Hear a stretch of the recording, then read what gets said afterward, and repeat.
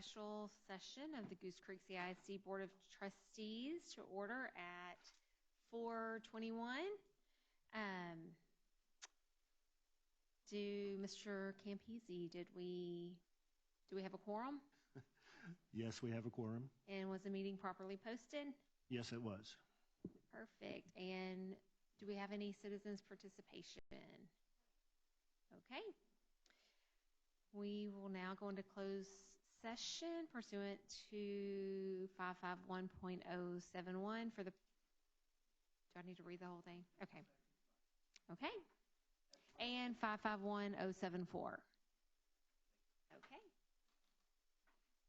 For the meeting this evening, and it's running just a little bit long, but we'll be getting started momentarily.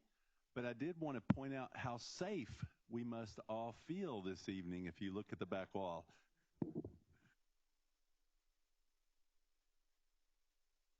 That we just completed. The time is 6:13, and we will take action on the superintendent's contract or his evaluation. Yes, ma'am. Madam President, regarding action item 3C, I move that the board approve the superintendent's evaluation as discussed in closed session. And I second. Okay, I have a motion by Mr. Clem, a second by Ms. Barat-Timms. Is there any discussion? Okay. Ms. Barat-Timms. Okay, all in favor? Oh, all in favor, raise your hand. Okay, I see 7-4, 0 against. Motion passes. And we'll close the special session. Adjourn the special session at 6:13.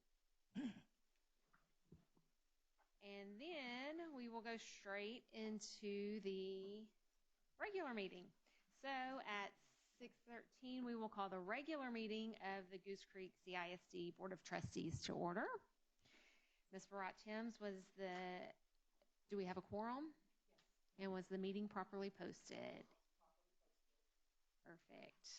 And we will move to our opening exercises. I got it. Okay.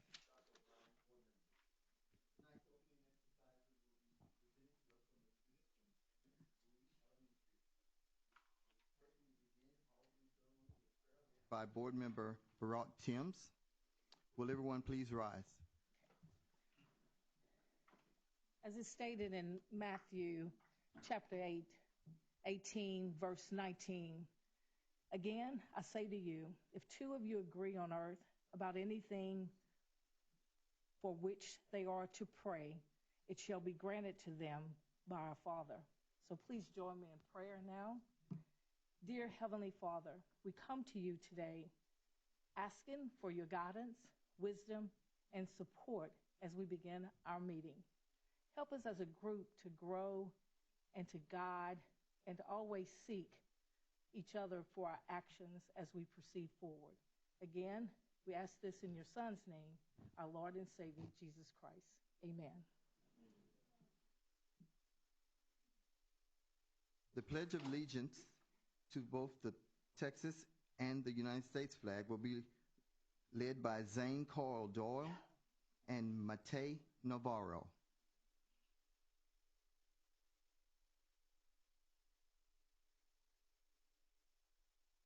I pledge allegiance to the flag of the United States of America and to the republic for which it stands, one nation, under God, indivisible, with liberty and justice for all.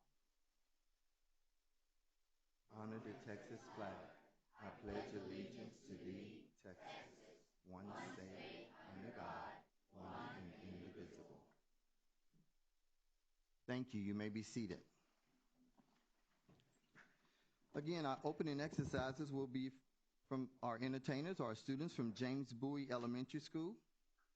Our students will be singing songs titled Peace on Earth with a solo by Randolph Taylor and Do the Good You Know.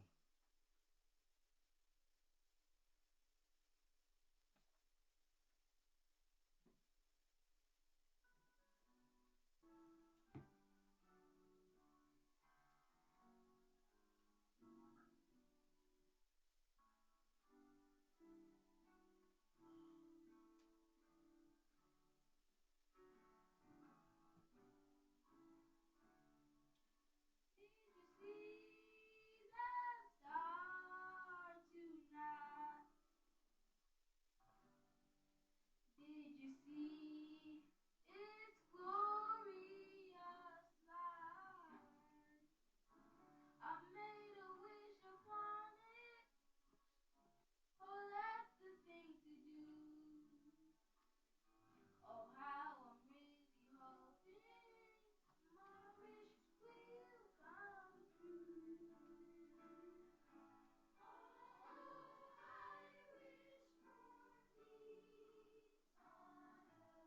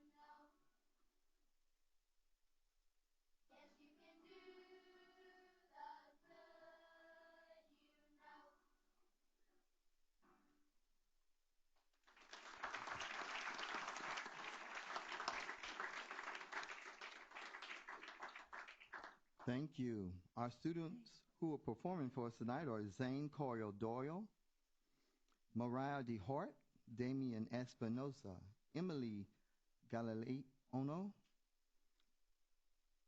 Angelina Motavo, Araceli Guzman, Kinley Holly, Matei Navarro, Isaiah Sotio, and Randolph Taylor.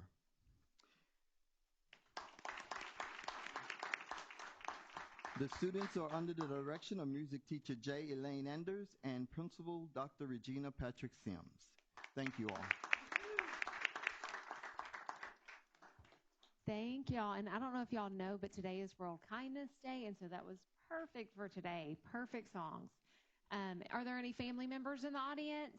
If you'll stand for us so we can give you all a hand. Thank you for sharing your babies with us.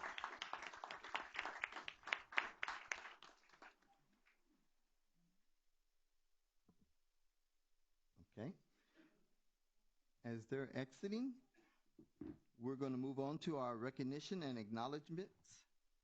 Tonight we have two wonderful people from ExxonMobil, Connie Tilton and Aaron Strick. They're here to present Goose Creek CISD Science Department with a wonderful gift. Accepting for the Science Department will be Kevin Robotsky.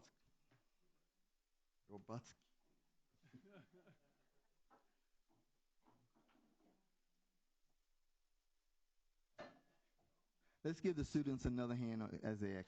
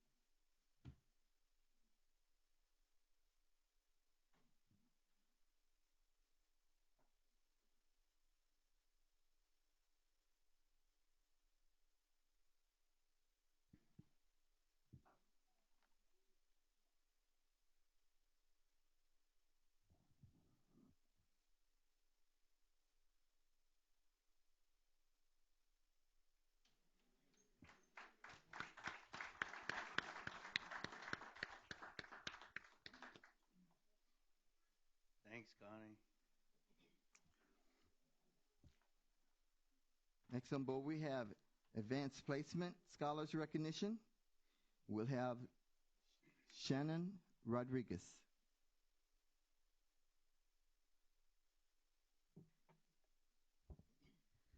All right, good evening. Based on the 2023 Advanced Placement Exam Administration, 47 Goose Creek CISD students were named AP Scholars. Earning the designation of AP Scholar is a huge accomplishment. Let's give all 47 of these students a big round of applause.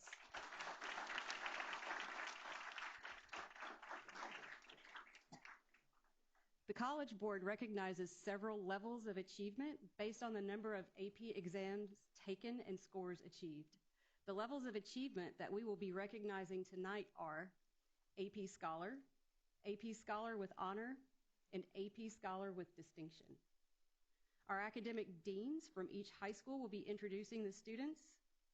Academic deans are Miss Angela Putnam from Goose Creek Memorial, Miss Lori Yarbrough from Sterling, Dr. Helen Becker from Impact Early College High School, and on behalf of Lee High School, Michelle Jackson, Assistant Principal, will be presenting theirs.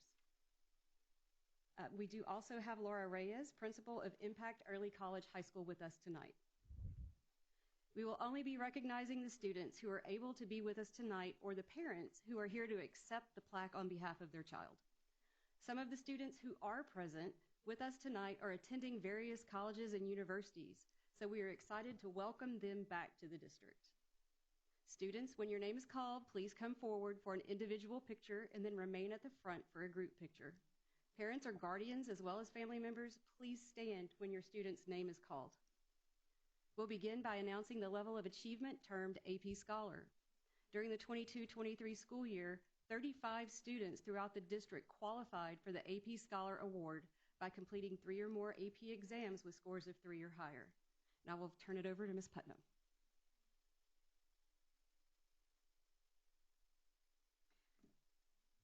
Kalaisha Jacobs. Kalaisha is a senior and anticipates attending an HBCU where she will study biology. Kalaisha is the daughter of Miss Monique Guillory.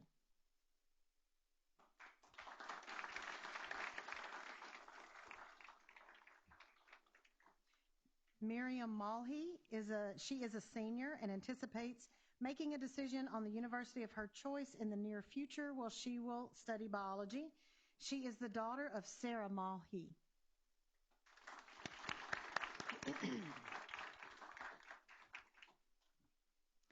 Simran Singh. Simran is a senior and anticipates making a decision on the university of her choice in the near future where she will major in political science. Simran is the daughter of Deepa and Preet Singh.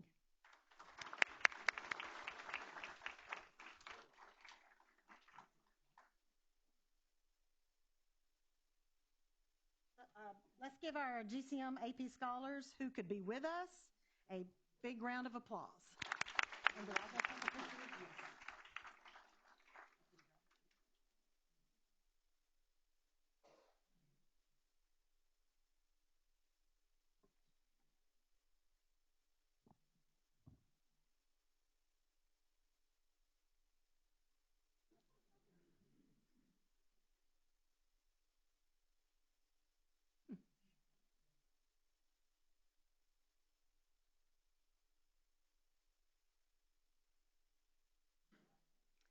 The AP Scholar from Impact Early College High School who is present tonight is Rebecca Curry. Rebecca is a senior and plans to attend the University of Texas at Austin with a major in political communications and international relations upon graduation. Rebecca is the daughter of Luke and Alicia Curry.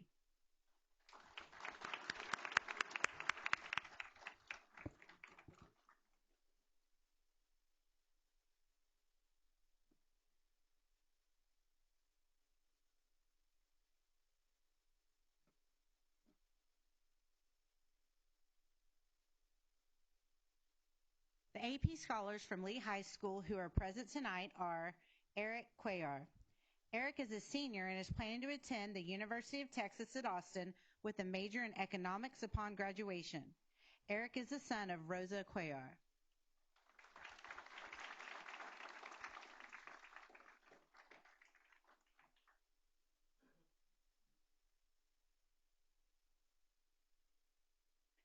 Gisela Garcia. Gisela is a senior and is planning to attend Lee College with a major in English upon graduation. Gisela is the daughter of Rosa Garcia and Jose Miguel Garcia.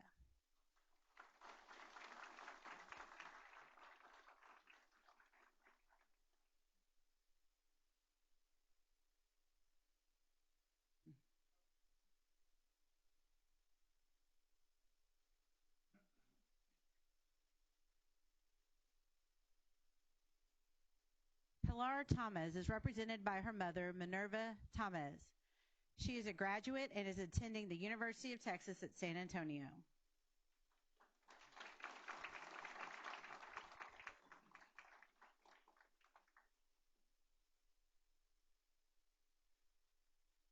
Madeline Turner.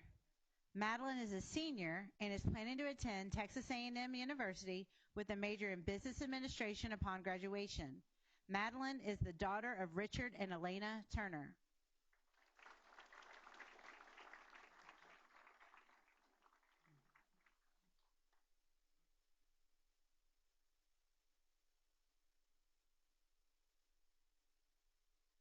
Let's give our REL AP scholars who could be with us tonight another big round of applause.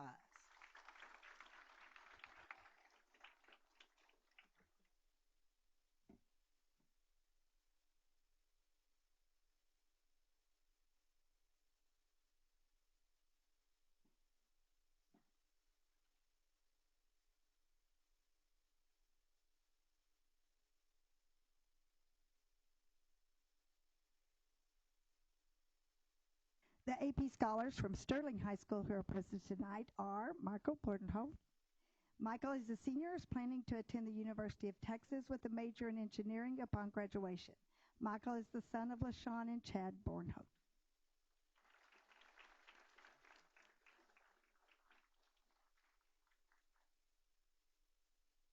Melissa Rodriguez. Melissa is a graduate and is attending Texas A&M University, majoring in arts and science.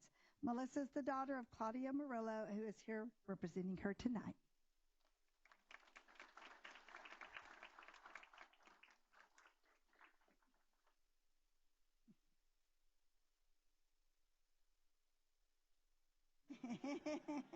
Nope.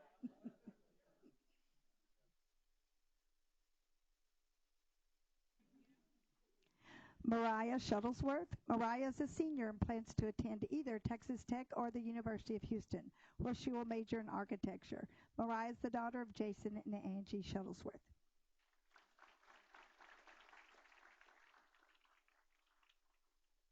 Damati Cifuentes is a graduate and is attending the University of St. Thomas with a major in accounting. Damatis is the daughter of Christy Seymour.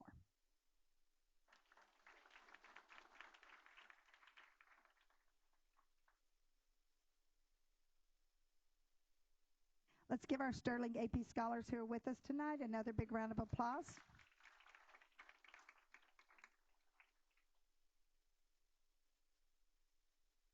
All right.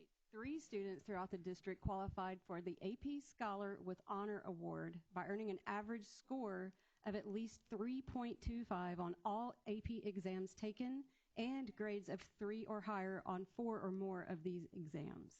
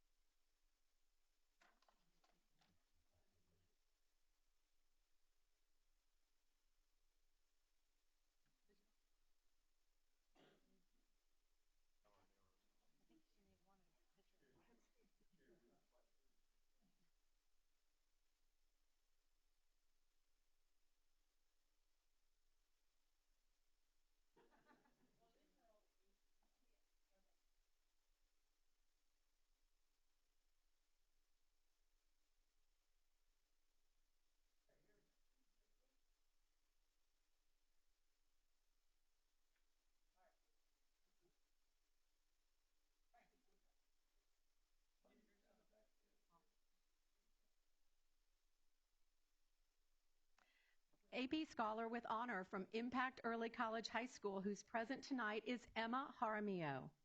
Emma is a senior and just learned today that she will attend Mississippi State University, where she will major in public relations. Emma is the daughter of Javier and Bertha Jaramillo.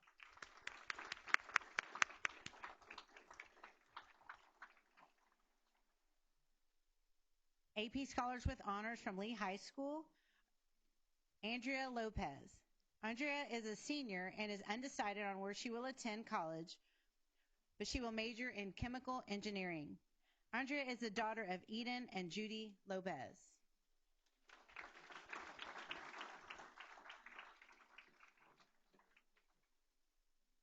All right, let's give our AP Scholars with Honor from Goose Creek Memorial, Lee, and Impact, who are present tonight, another round of applause while we take a group picture.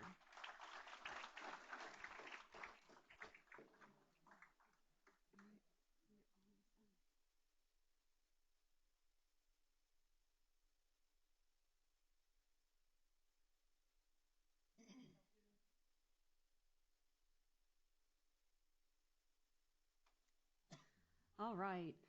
9 students throughout the district qualified for the AP Scholar with Distinction Award by earning an average score of at least 3.5 on all AP exams taken and scores of 3 or higher on 5 or more of these exams. The AP Scholars with Distinction from Goose Creek Memorial who are present tonight are Harsh Agrawal. Harsh is a graduate and is attending the University of Texas, Austin, with a major in electrical and computer engineering. Harsh is the son of Giddish and Anu Agrawal, who are here to represent him tonight.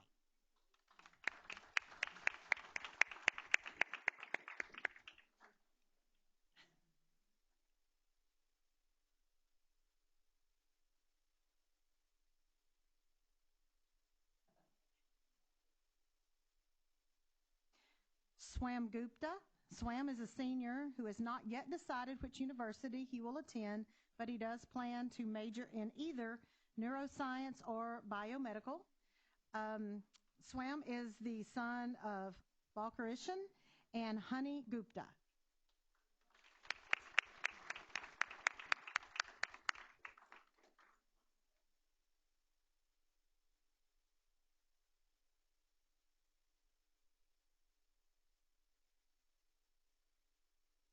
Aaron Sood is a graduate and is attending the University of Texas, Dallas with a major in computer science. Aaron is represented tonight by his parent, Sanjay Sood. They're accepting his award tonight.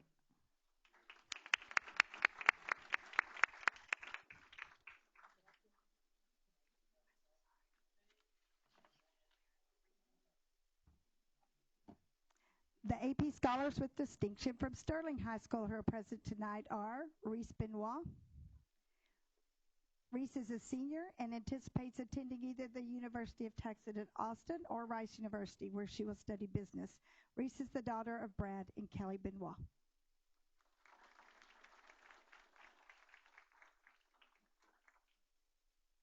Eric Buring. Eric is a senior and is undecided on the college he will be attending. He is considering the University of Houston, where he will major in biology. Eric is the son of Angela Buring.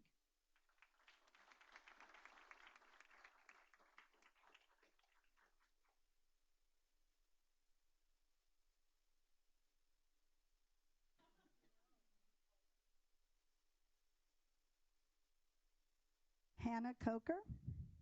Hannah is a senior and undecided on where she will attend college. She will study meteorology. Hannah is the daughter of Catalina Coker.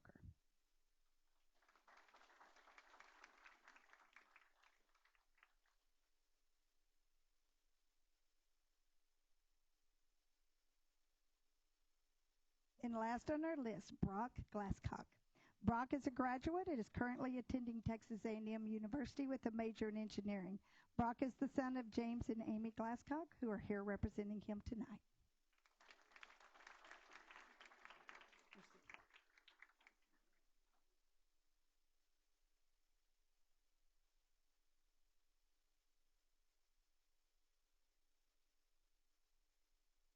All right, let's give our AP Scholars with Distinction who are present tonight another round of applause while we take a group picture.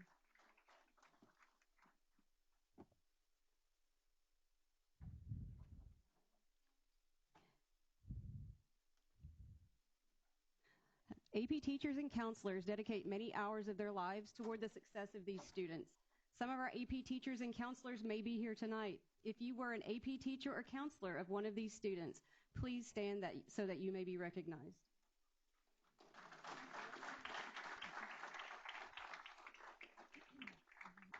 Again, if you are a family member of one of these students, please stand so that you may be recognized as well.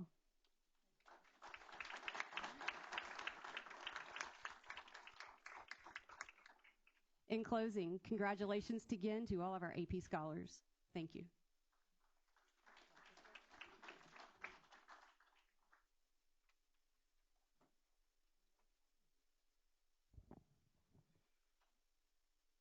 All right. Outstanding, outstanding on those.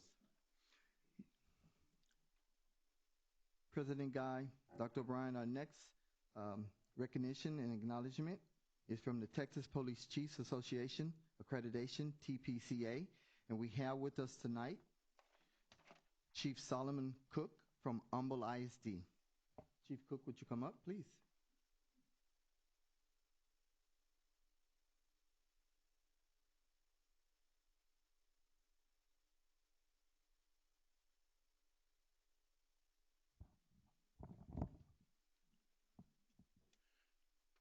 Good evening, Board of Trustees, Dr. O'Brien.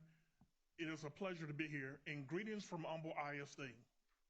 My superintendent reminded me that I'm not at church and not in our own home boardroom, so I have to be brief, but it's a long speech, but I'll try to condense it.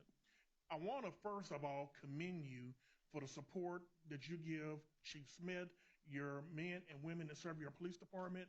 In this day and time, it is so important to make sure that our children are protected.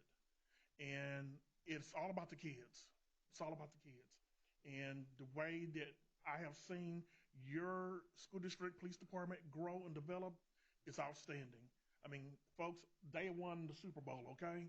So let me get on with the speech. My name is Solomon Cook. I'm the chief of police for Humble ISD and also a member of the Texas Police Chiefs Association, where I sit as an executive board as the representative from the Houston Area Police Chiefs Association. Also, I'm a past president for the Texas School District Police Chiefs. The Texas Police Chiefs Association is made up of over 1,700 professional law enforcement executives throughout the state who are dedicated to improve the deliverance of police service. I'm here this evening to present to Goose Creek CISD Police Department with a certificate of accreditation for achieving compliance with Texas laws enforcement best practice. Several years ago, the state of Texas had their Chiefs Association develop an accreditation program for Texas law enforcement. Many of you are aware that there's accreditation for schools, universities, and hospitals. These programs are of professional excellence that have requirements that have independent proof of compliance, which are set with rigorous standards. The Texas Best Practice Program is a program that has over 173 challenges that must be met. And these standards are not easy. A lot of them deal with the use of force, protection of citizen rights, vehicle pursuits, officer training, arrest, search and seizure, juvenile procedures, patrol and investigation, property and evidence management, just to name a few. This program has become the gold standards for Texas law enforcement, and they work digitally to meet these requirements. This is a voluntary program. No one is forcing these agencies to participate at this time. Last legislation, they almost passed to make it mandated, but they didn't do it. So Goose Creek is ahead of the margin on this. It's not an easy thing to accomplish. The agencies have to do a lot of auditing of their policies, procedures, and training and operations to meet these standards. The procedure, complex as it is, usually takes years. There are assessors that come out to each agency and they monitor the agency. They interview the staff, inspect the facilities. They even ride with the officers out in the field. And they make sure that the policies and everything are in compliance and there are standards in the department. This report is then sent to the Chiefs Committee that reviewed this. Goose Creek was reviewed, and it was a unanimous vote that they passed. Currently, in the state of Texas, there are over 2,800 law enforcement agencies. Out of the 2,800 agencies, 338 are ISD police departments. Only 203 agencies have so far met this rigorous commitment. Out of that 203, only 9 are school districts. This evening, we officially recognize Goose Creek CISD as the 198th accredited agency for the state of Texas. What does this mean to you? The accreditation program has assured the citizens of Goose Creek community that your agency is operating in a manner that reflects the best practice for the state of Texas. It means that your agency is one of the best agencies in the state. The certificate we present this evening is a symbol of professional excellence. However, the real value of this program is the process that it went through to attain it. And it does not end here. The program is ongoing. The agency will submit to annual reports to assure that they are in compliance. And then in 4 years, they'll be back to do it all over again. Your police department has proven to be trained independent has had independent sessions to come in and approve it. They are the best in our state. You should be very proud of the accomplishment. Chief Smith, would you please step forward?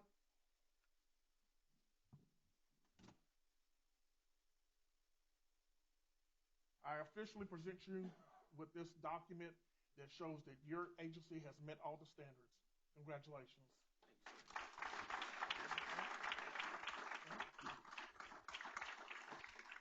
Okay.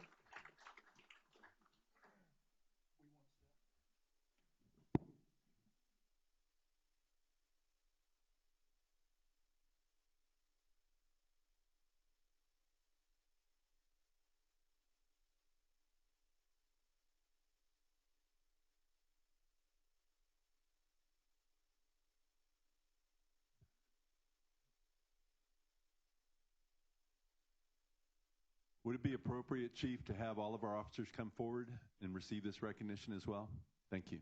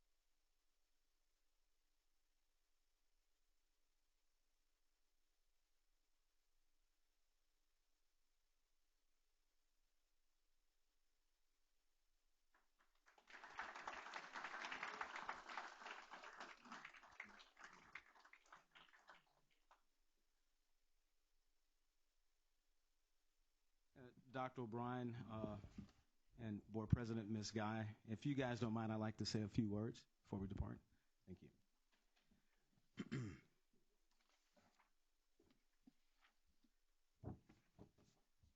And like Chief Cook said, I'll be brief. I realize we're not in church here. I will say that this is truly an occasion and a time to be celebrated. I am really thankful to my Lord and Savior Christ Jesus, who made this all possible. Without him, this would not have been a possibility. To our community, I want to say thank you for supporting us. I've been in this community now for over 5 years, or close to 5 years, and not once have I met anyone in this city to say anything bad about the police department, and so I'm truly grateful for that. To the Board of Trustees, I say thank you for approving Dr. O'Brien's recommendation for Chief of Police a couple years back. And to Dr. O'Brien, thank you for your continued support.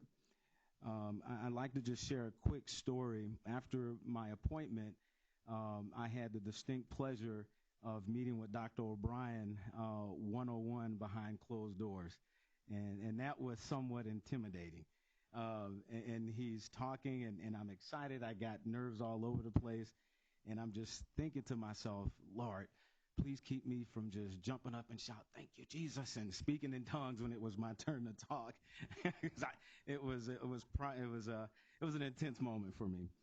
But during that meeting, Dr. O'Brien shared some thoughts with me, and he said, "Chief, I want a department that is held to a higher standard with accountability, integrity, a clear vision, and direction that aligns with the school district." He went on to say, "A department that's professional, ethical, credible, in short, a department we can all be proud of. Oh, and by the way, go out and build relationships in the community with all the stakeholders and all of our neighboring agencies." And so with that, I'd just like to acknowledge some of our community stakeholders and neighboring agencies. From Baytown Police Department, Chief Alford.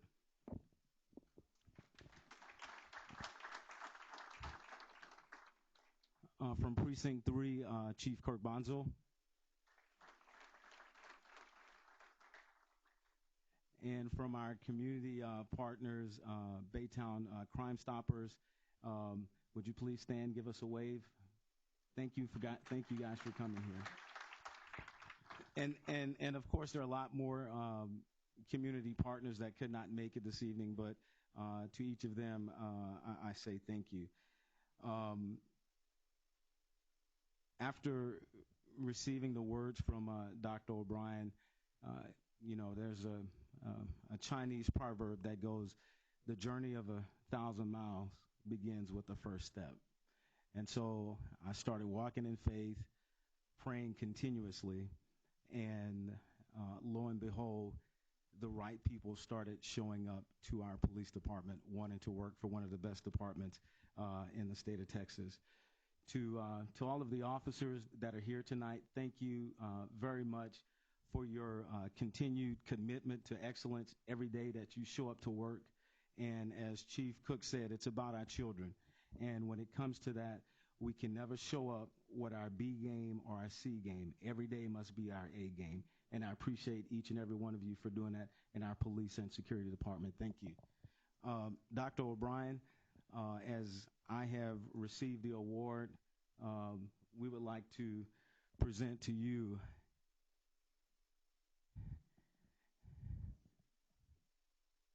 your copy of the accreditation. I just felt it would be appropriate to recognize and to okay, hold on a second, Ms. Carey. Hold on a second, Ms. Carey.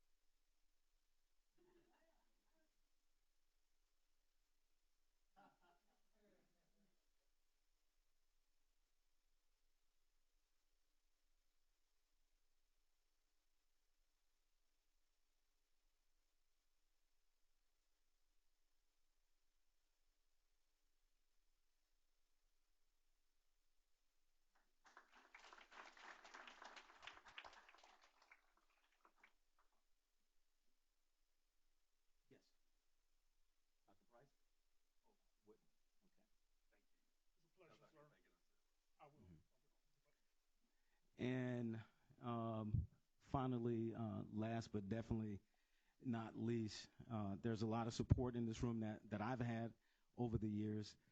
And I'd like to thank one final person, a mi esposa. Muchas gracias por su amor, por su paciencia, por su apoyo. Tú eres mi corazón, tú eres mi vida. Te amo mucho para siempre. Beso grande. That sounded romantic. Thank you, ladies and gentlemen.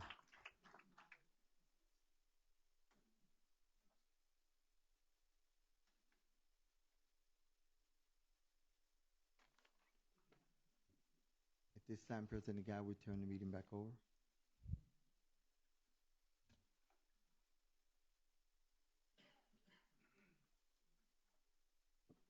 Ms. Garcia, is there any citizens' participation?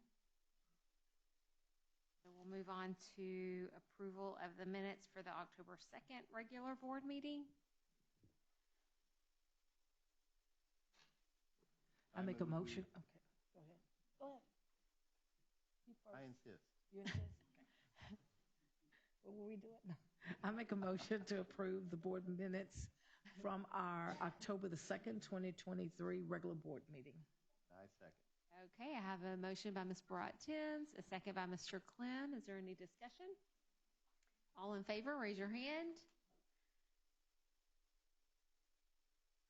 Wait, I can't count. That's 6-4. Any against? Abstentions? One abstention. Motion passes. And Dr. O'Brien, I think this is when I turn it over to you. Thank you, Madam President. Yes, we have 3 exciting presentations this evening.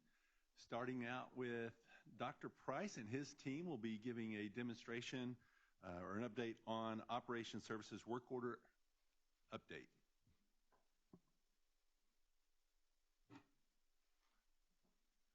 Let's see. Abel and Mike coming up to join as well.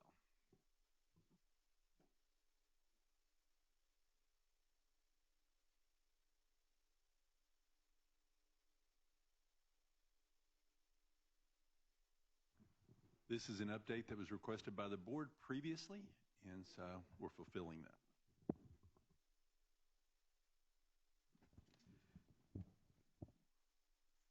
Good evening again, President Guy, Superintendent O'Brien, board members. I have with me tonight, Anthony Price, I have with me tonight, Director Narvaez and Director Rasmussen, and we'll be giving an update on the e-work order update. E-work order, if you do not know, is how we get the work done throughout the district as far as repairs and improvements and PMs.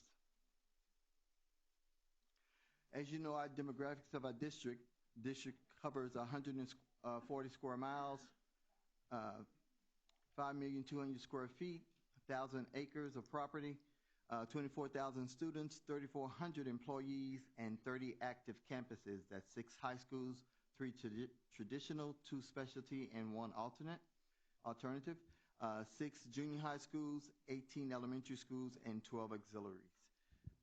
Operation Services' goal is to continue to improve, provide safe, healthy, well-maintained schools and facilities for the education of all students to excel intellectually, socially, and emotionally. Okay, good evening. This slide, this represents the 6 work order classifications that our schools and facilities select in order to put in a work order. After selecting the desired area, of course, then they complete all the information regarding the school, building location, problems, or instructions that they want fulfilled. The work order is then electronically assigned to the department corresponding to the service requested, along with a person or the area that is going to complete it. As stated on the slide above, Operational Services, we are proud to be the support mechanism of Goose Creek CISD. We do whatever is necessary to enable students to have equitable, safe, and comfortable places to succeed. This slide represents some data regarding our grounds and custodial departments. We'll start with the top left. My grounds department, we have 47 current staff members. And I'll just talk, we have different classifications or divisions within the grounds department. I'm just going to highlight a few because we're going to be talking about some work orders that they cover throughout their district. We have 16 groundskeepers. That is basically our crews that are responsible for cutting the grass in our schools and facilities. We have a north, south, east, west, and central division. The encompasses that covers the whole district.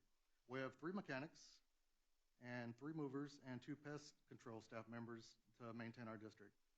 The pie graph over to the right, this represents this year's completed work orders through July through now, or October. We just closed October. And the highest frequency for grounds department is our move-in work orders with 657, followed by our vehicle maintenance repairs or requests for 611 of those. And the shop, regarding the grounds department, they are responsible for the maintenance and well-being of 215 district-wide fleet vehicles. Pest control has 142 closed work orders since. The bottom graphic represents the hours associated with fulfilling those work orders. And moving, since it's our most busiest area, we have 2,628 man hours associated with those moves. Vehicle maintenance has 1,455 hours, and pest control following that is 798 hours. Our custodial department has 211 current employees, and most of our employees, our custodians, work 210 days of the year, while grounds works 260 days of this calendar school year. We do, however, have junior high and high school and facility leads that work 260 days out of the year that work year-round, and that enables them to fulfill, just like grounds, some big team cleaning projects or assignments that get done while we're on Thanksgiving break, Christmas break, fall break, spring break, and some summer times. We try to work around summer school and all the activities going on throughout the summer.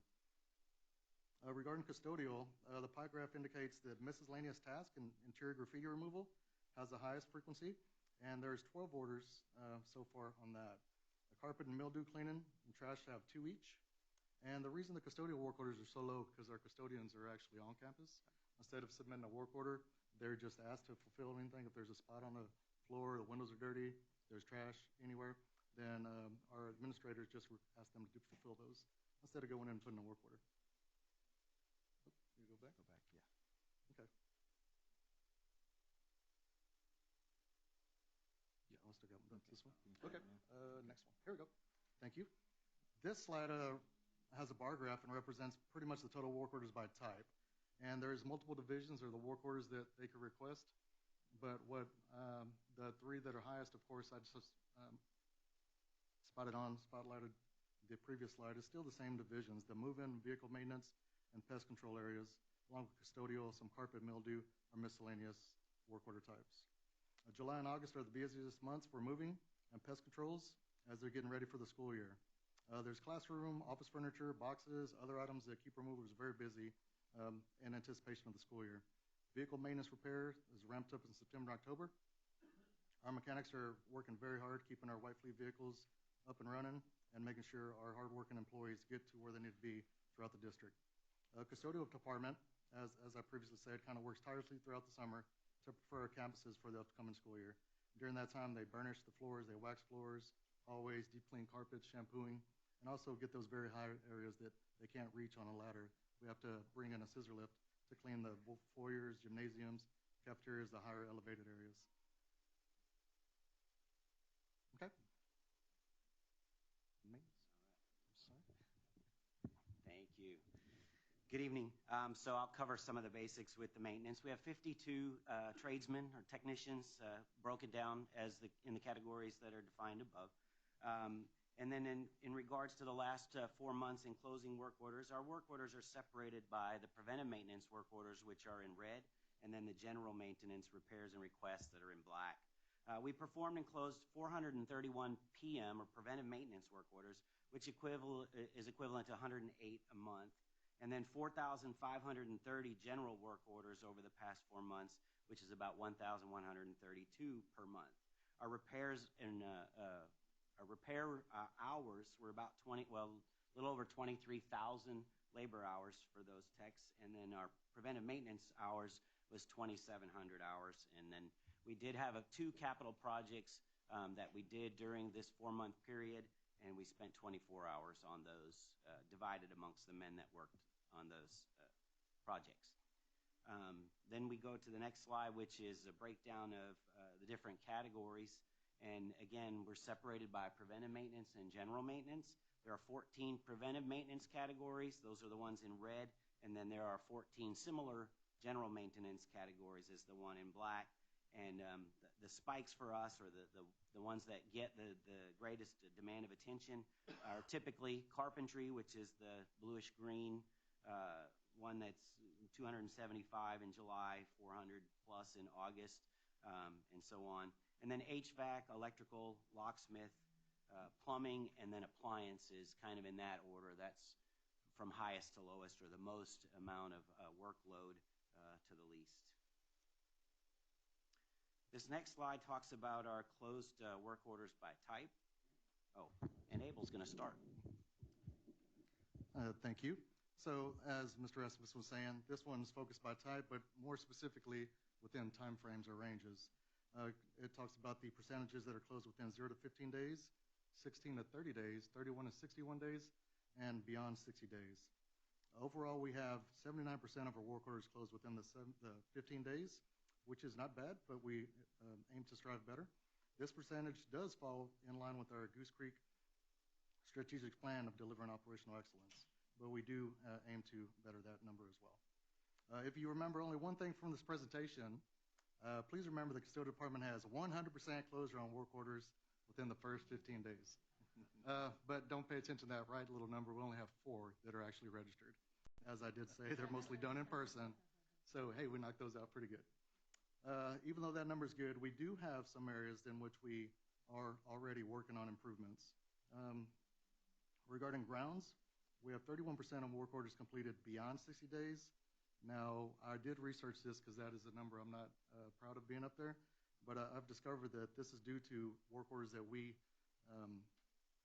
put in the system and ourselves. not coming from campuses or facilities.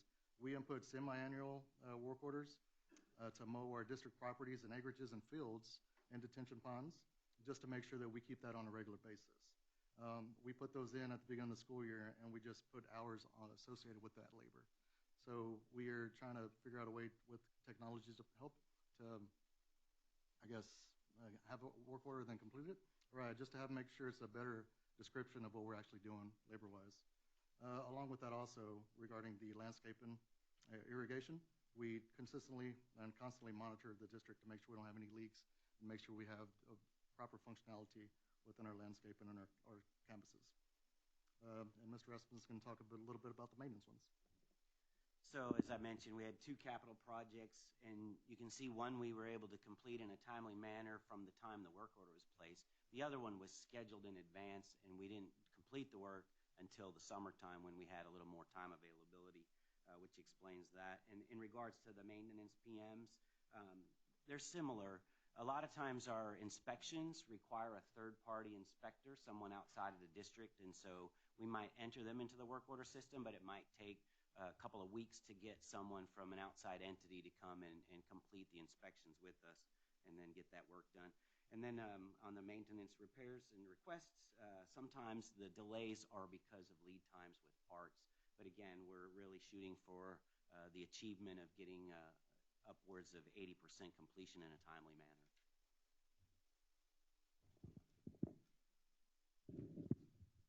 Thank you. The previous slide categorized closed work orders by 15 days, 30 days, and beyond 60 days.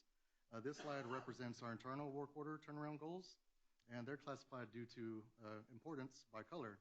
High being red, we call them hot, when there's an emergency situation going on, and we are aimed at completing those within 1 to 2 days.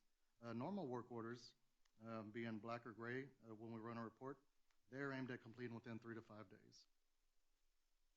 Our low work orders are categorized in blue, and the goal is to complete those within 14 to 25 days.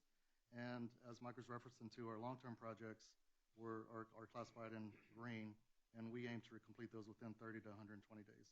Now, the bottom asterisk indicates that we don't wait on a work order if we have an emergency going on throughout the district. If there's a reported power outages, if there is a building leak, any kind of damage to a building, we're immediately going to respond to that situation and combat it to make sure our students and staff continue to be in safe and secure schools and facilities.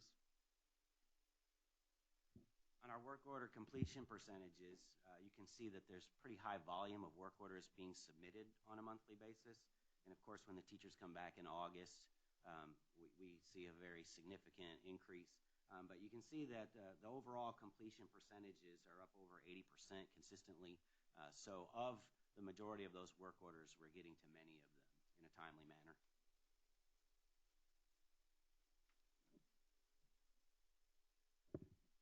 Okay, since we're getting those on a timely manner, I want to talk a little bit about our customer feedback. Out of all that one number that Mike talked about, the maintenance, there was 4,600 work orders. Out of all those work orders we've talked about, we received a grand total of 43 customer feedback responses. Usually in our line of work, we usually don't hear anything regarding our performance unless there's a problem or something went bad, right? So in saying that, I'm pleased to say that over 95% of our customers were satisfied with their performance, while we do have 2 individuals that determined we needed some improvements. Listed below are some feedback comments, and Mr. Rasmussen is going to talk about the maintenance, then I'll go over the few custodial grounds ones. So we'll highlight one from Lamar Elementary, where they stated that Mr. Thomas did a great job. He's one of our carpenters. Completed the job ahead of schedule, was very professional and polite. Ross Sterling had a response to one of the work orders saying, "Excellent, best customer service with same-day turnaround. Thank you." And then finally, at the service center, some work done there by Alice, one of our painters, did a fabulous professional job on our wall. It looks brand new. So we appreciate the feedback that we get from our customers. Regarding grounds custodial, Service Center also said Mr. Clemente did an excellent job. Even though it was raining outside, he still made sure that the job was done right. Kudos to him. The administration building, regarding the move-in performance, said excellent service, very polite and understanding. Thank you. So with that, you see that we strive to be the support mechanism of the district. We strive to do a great job for any and all faculty, staff, and students. At this time, we'll entertain any questions from the board. As I look at the staff numbers, it's just a question I just want to test, but like when we're in down season for particular categories of staff, let's say you're in a down season because we're not mowing, or, do we do our own mowing? You do your own mowing with your team. So we're in a downtime, like when it's a winter time and no grass is growing. How do you utilize that staff in the district if we're not mowing at that time? That's just was curious to know. That is a great question. So even though we have classifications for specific individuals or divisions, like my mowers, there are 16 of them, we always have there's always something to do within the district, whether it's not mowing the grass, and it gives us time to catch up. I don't want to say we don't ever catch up, but where that grass is always growing, we cut it, and it's already starting to grow. So the winter gives us a little bit of time to focus on other things throughout the district, for instance, moving and preparing for Christmas events. So if there's ever a time where somebody is caught up, then we focus on whatever we have. If we have an overwhelming number of moving work orders, then we pull some groundsmen to go help with facilitate those moves. And it's not the administration building moves, but smaller moves that just several boxes from campus to campus, or internal moves from campus within the campus, that they're not complicated. But the more complex moves, we make sure that those individuals that are within that division handle those. So we just pretty much hodgepodge and do what we can, to stay on task and to complete anything within our. They also do some of the trimming, and also they help within the warehouse also. Yes. I was going to say, I've also seen your guys power washing and scraping gum at the sidewalks and the entrance to the buildings. We do that. We also do curb repair, some small concrete repairs. We do irrigation, and when we have weather like this, we make sure that we have adequate drainage. Ditches get clogged and drains get clogged. So we make sure we monitor that to make sure no buildup of rain is building up anywhere.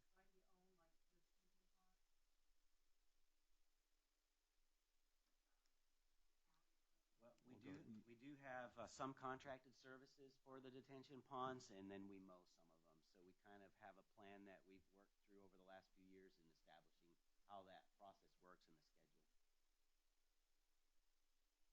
Excellent question. Well, thank you. Any other questions?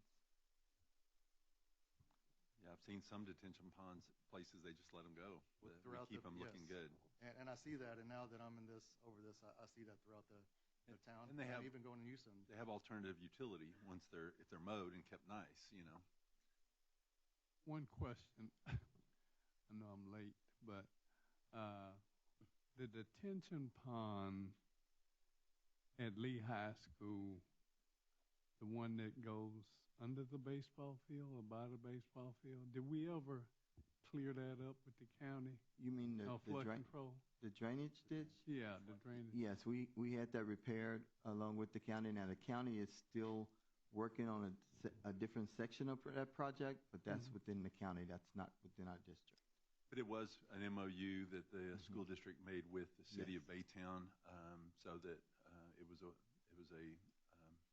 if I remember correctly, it was a trade-in services.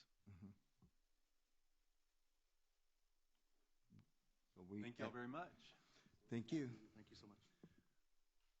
Our next superintendent's report is the byproduct of stakeholders' requests. Parent in the audience, Mr. Minson, welcome, as well as the board's request to follow up on receiving some information about Special Olympics programs across the nation and how our program could be improved possibly. I'll let Ms. Garcia introduce her team coming up.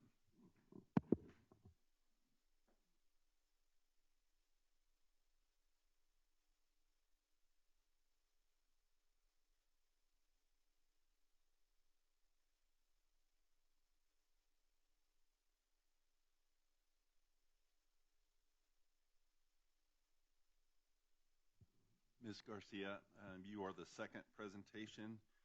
Just want to remind you there's a third presentation tonight. So, and the only reason I would give you any What caution are you trying to at all, say, Dr. The only reason I O'Brien? give you any caution, I understand the third presentation may include dancing. So we want to look forward to that presentation.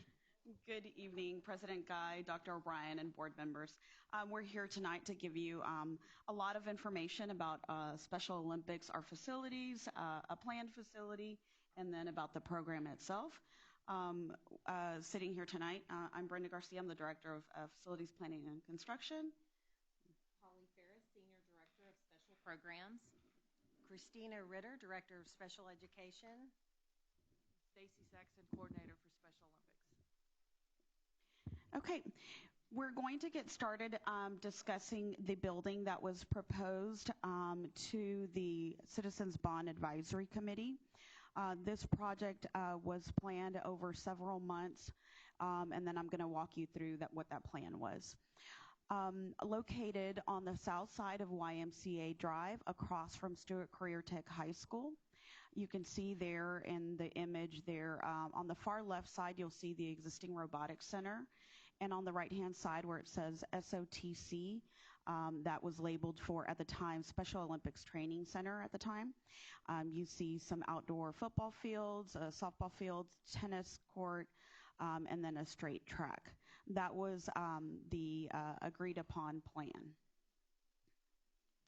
The project overview included a multi-use indoor-outdoor facility at approximately 18,000 square feet to include a gym and fitness area with a full-size basketball and volleyball court, locker rooms, concession space, reception and office space, the outdoor fields, as I've pointed out earlier, storage for adaptive PE and Special Olympics equipment, and the total projected budget was of $18.4 million.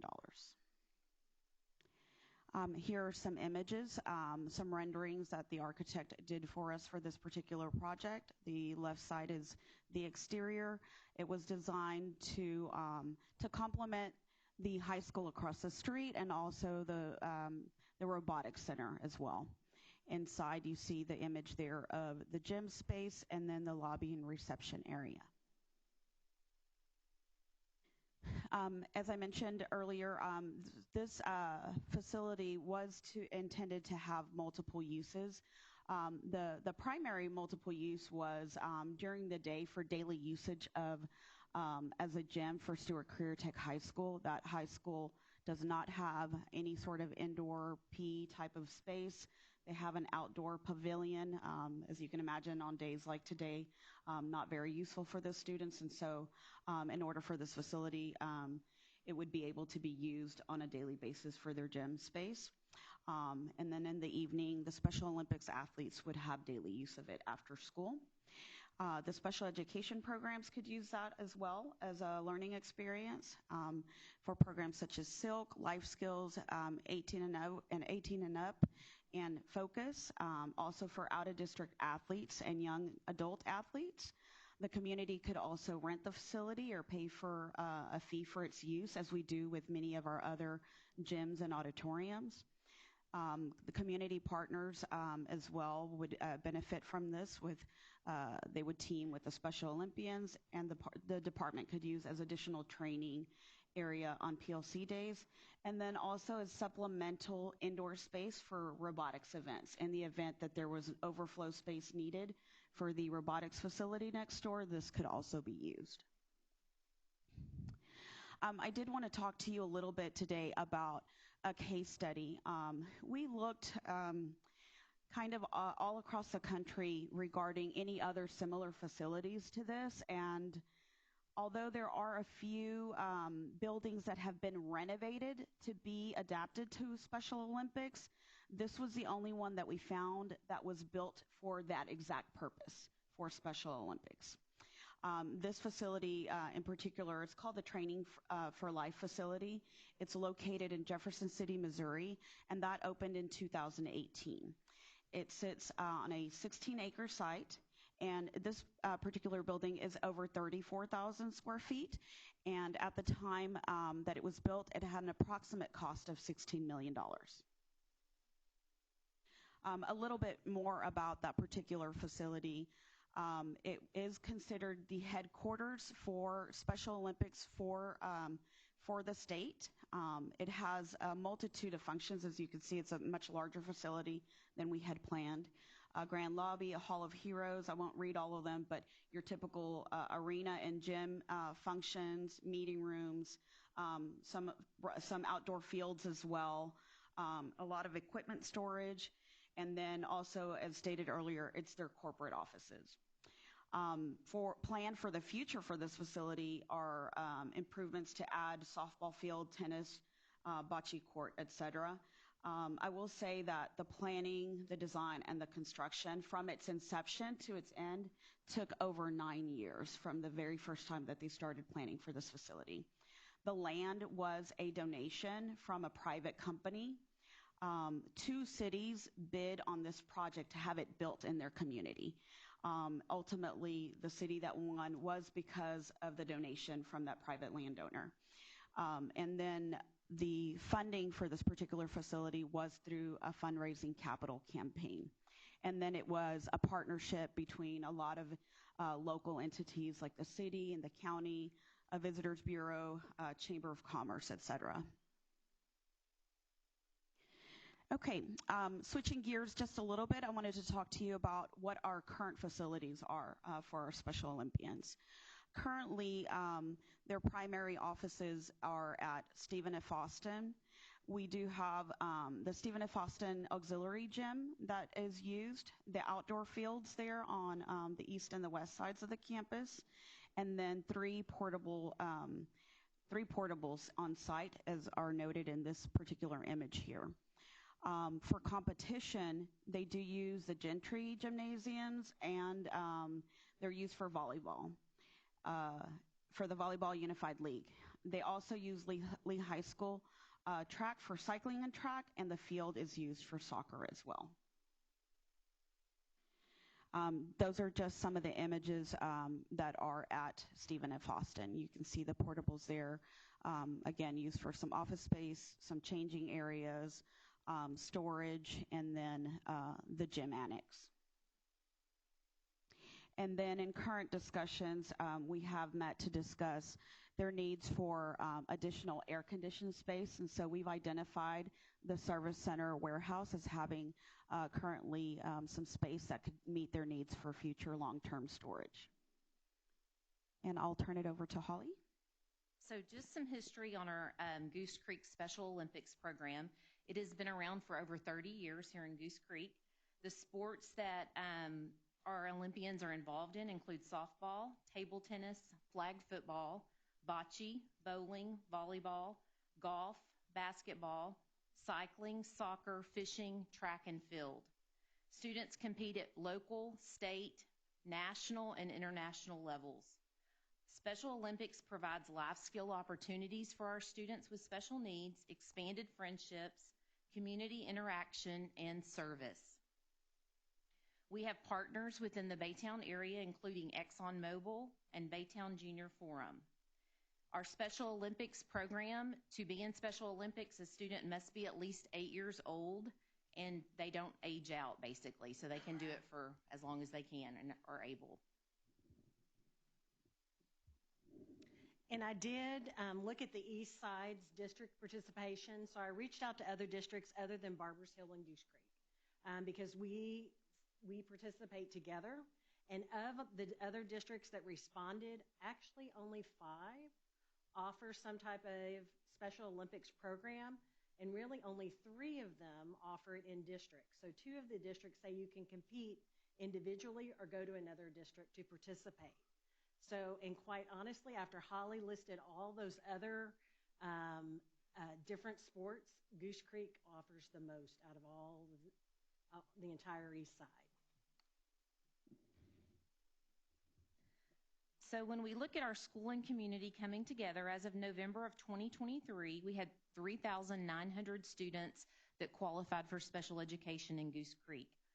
We currently have 117 participants that are competing in our Special Olympics program, but we can have up to 700 participants, because just like in regular athletics, you may have a kid that plays football and a kid that plays basketball. So if you ask the athletic director, they're going to say, I have this many athletes, you know. So when we looked at our numbers from last year, we had about 700 throughout the year.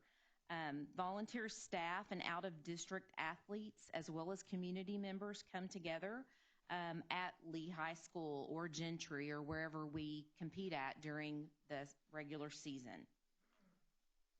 So here's a little information about our participation, and Barbers Hill does partner with us.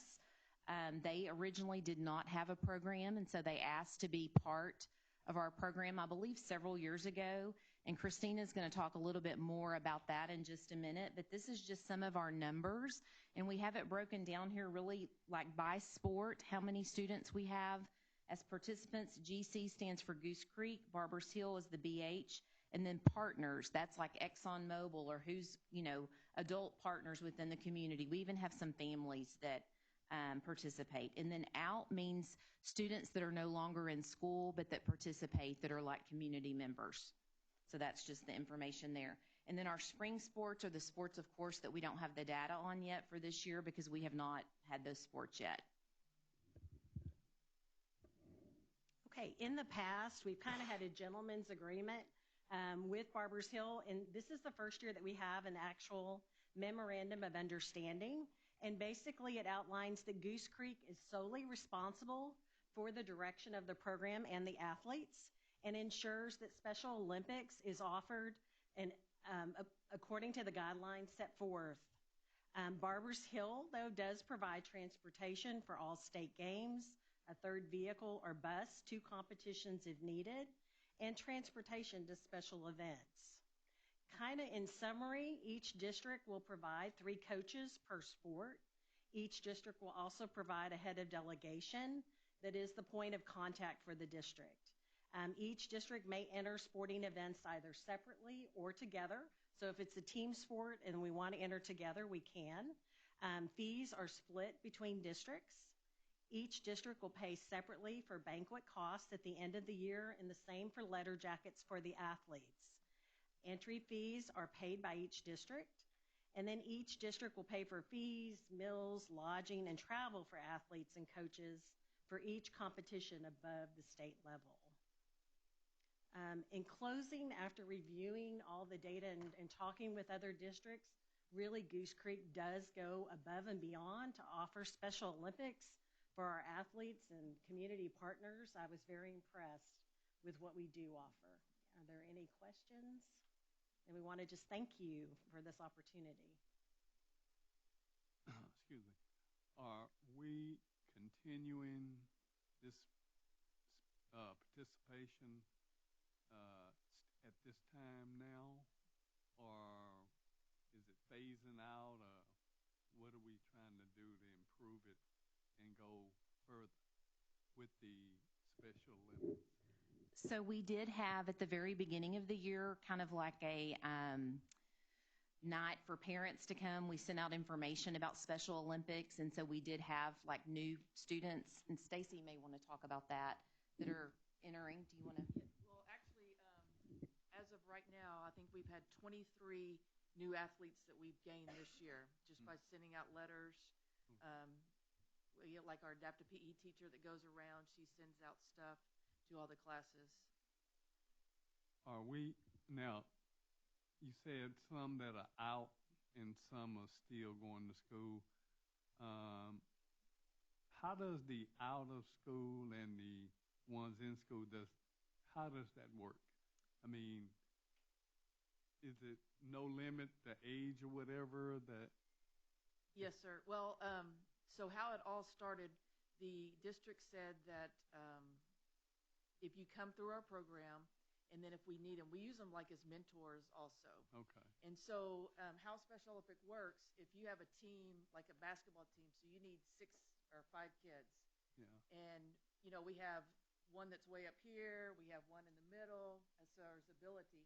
Then we use our out-of-school kids so that we can make 3 different teams that are that can compete instead of having, a high athlete and then a lower athlete on the same team.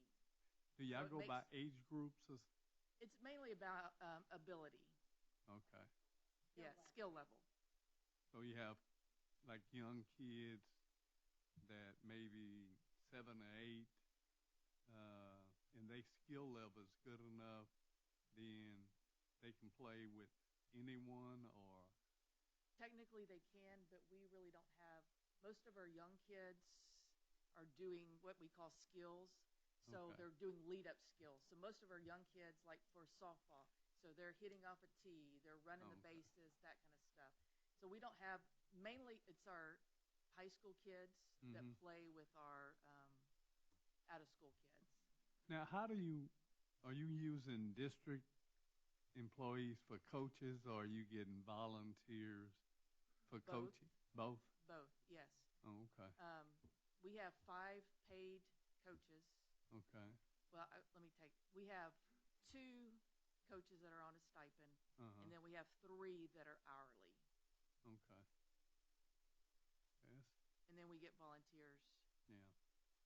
Well, I hope we keep this up, with these kids. And this is male and female, right? Yes. Okay. All right. Well, I hope it keeps going. And good luck. That's all I can say. Ms. Saxon, I was just going to ask how many school districts are participating. It's a partnership with Barbers Hill, but we have more school districts who participate? No, it's just us and Okay. Barbers Hill. Now, we've had a lot that want to come. Right. Channelview wants to come. When I contacted the districts, they said, Christina, if you're expanding, we'll be glad to join you. Okay. I was curious about that. Yes.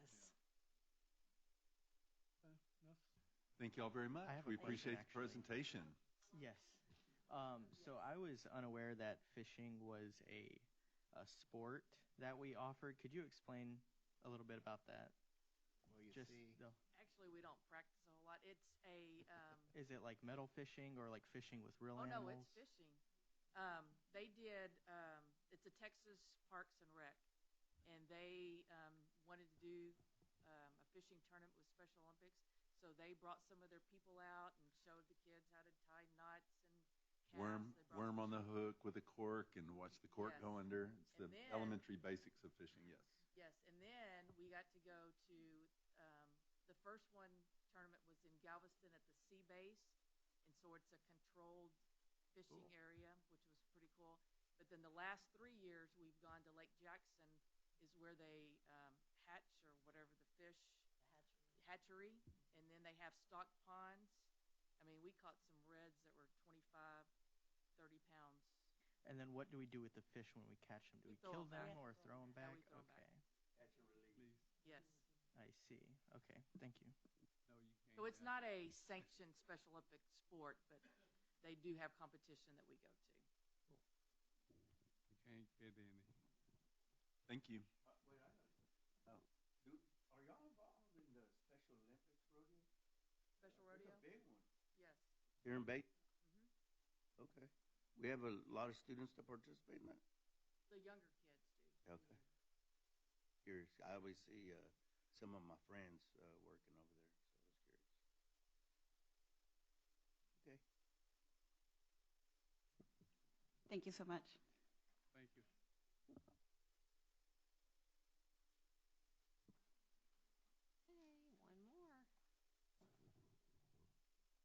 All right, if we can, have the dancers come on down. The Goose Creek CISD Education Foundation annual report. We're going to learn about our return on our investment. That's funny.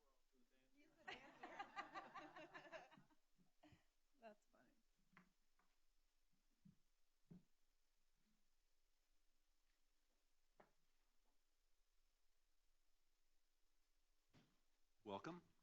Thank you. Good evening, President Ms. Sky, board members, and Superintendent Dr. O'Brien. Thank you all for having us tonight. We are here today to present the 2022-2023 fiscal year annual review, so the one that just ended on August 31st, and I have some special guests with me today.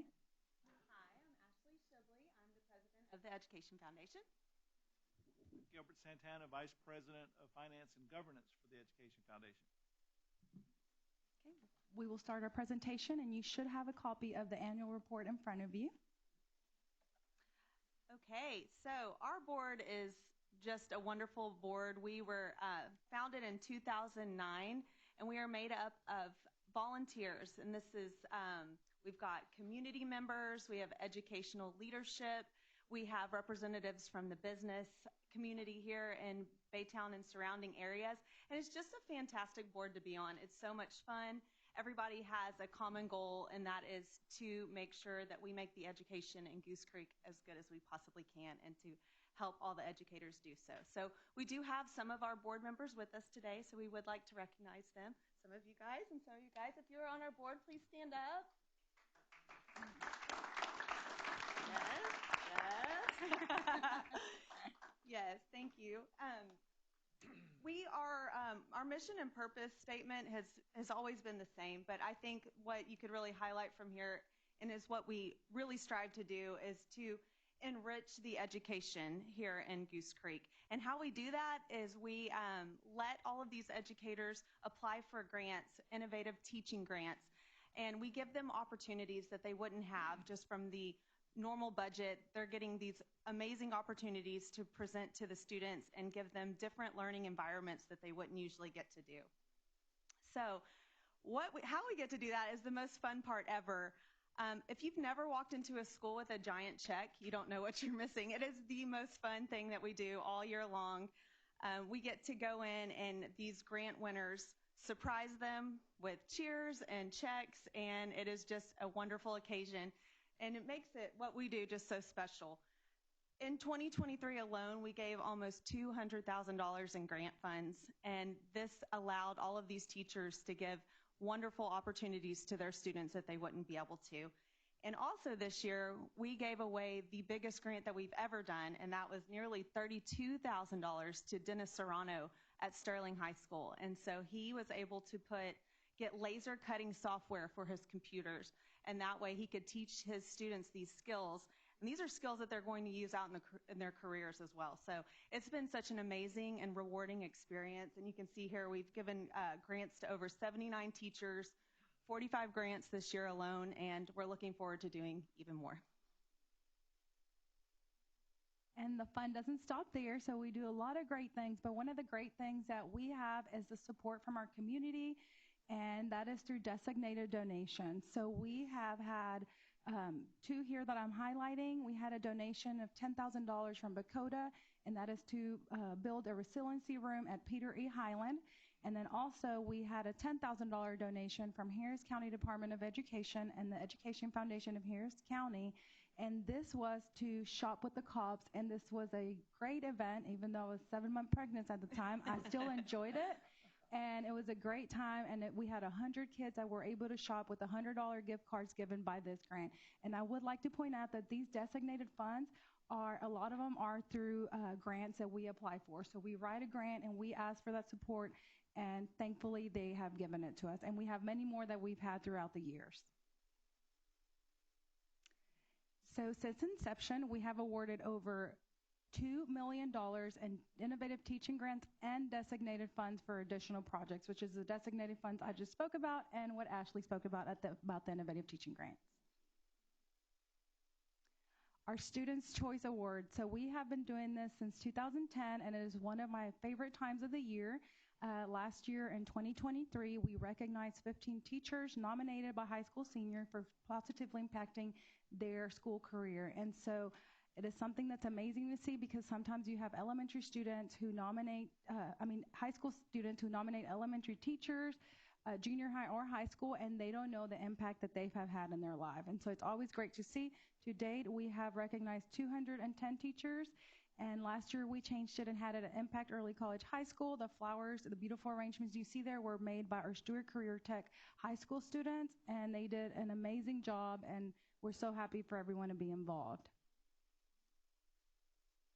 The Get on the Bus campaign does great every year. We grow every year, and last year, in 2023, we raised $137,307 in donations by our employees through the payroll deductions. And so that is amazing to me. We appreciate that they donate, to us, and in return they get a t-shirt, polo, or this year a long sleeve. And so we're always listening to what our donors want, and we try to, do the best that we can so that they're happy with, what they have. And they also get to wear jeans twice a month now. And so that's something that's very exciting. And then another thing that was new, we do all the fun and new and exciting things, so we have a lot of fun. The Alumni and Friends campaign, that was a brand new campaign that we had to raise awareness with our alumni and individuals. And so we gave out fans at the high school graduations at Stallworth, and everybody loved them. And we also, for the first time, were able to work with Global Business Academy interns who helped us with our marketing and designing of that, and as well as created different projects. So we were happy for them to be a part of it.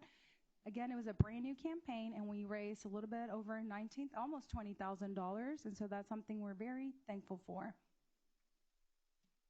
So in conclusion, we have given out over $2,767,000 since 2010 until 2023, and so something we're very proud of.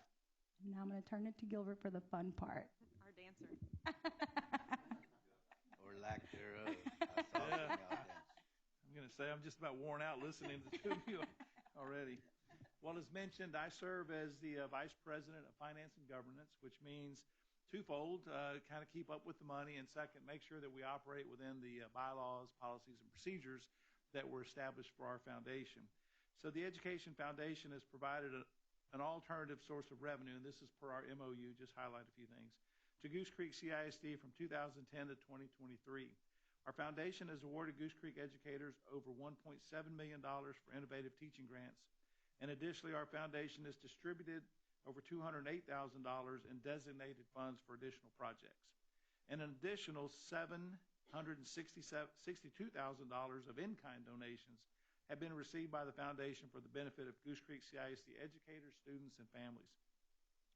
This brings, as Erica mentioned, the total support to over $2,767,614.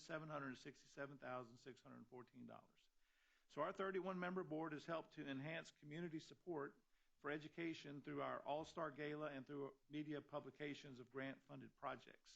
We've involved this community in our fundraising for educational programs, helping us to create a philosophy of investing in our children's future. Our foundation is comprised of both large corporate sponsors and small local businesses, along with many independent supporters, including community leaders, parents, teachers, administrators, and other district employees. And through the cooperation of the school board and this foundation, we have awarded 781 innovative teaching grants from inception in 2010 through the spring of 2023. And these grants have helped to enhance the district's educational programs and create new opportunities for the students. This foundation also sponsors the Student Choice Awards banquets annually, allowing graduating seniors to honor educators who have impacted their lives. And this foundation has met its fiduciary responsibilities as defined in the foundation bylaws, policies, and guidelines. So the cost-benefit evaluation is as follows. The financial support, as reported to us, received from the district in 2022-23 is estimated at $60,000. And this is based on support from the executive director, foundation secretary, and other communications, multimedia, website personnel, including office space and equipment support for the employees during business hours. So contributions from the foundation in the fiscal year 22-23 are $250,947. And these were awarded in 2023 spring grants of $198,880 and designated funds of $52,067. As mentioned, these designated donations included $20,000 to support special education teacher development, $10,000 to Peter E. Highland from the Bay Area Council on Drugs and Alcohol, $10,000 from the Harris County Department of Education for Shopping with a Cop program, and as well as a few others. So 45 grants were awarded to 20 campuses, and the designated funds were distributed, and Students' Choice Awards banquets were held, which supports the public purpose.